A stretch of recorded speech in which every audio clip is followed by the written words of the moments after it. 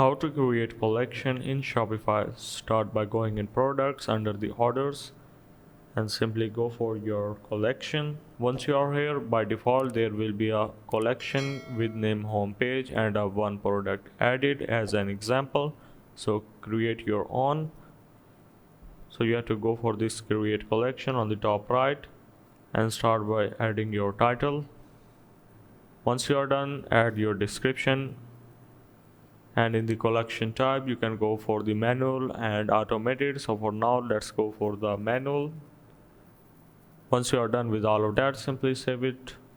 Now go back to your collection and select your collection that you have made right now and go into the products and search for your typical product that you want to add. You can add it one by one or add it in a bulk by simply clicking on this check mark. Once you are done, you can now check it by going in collection again.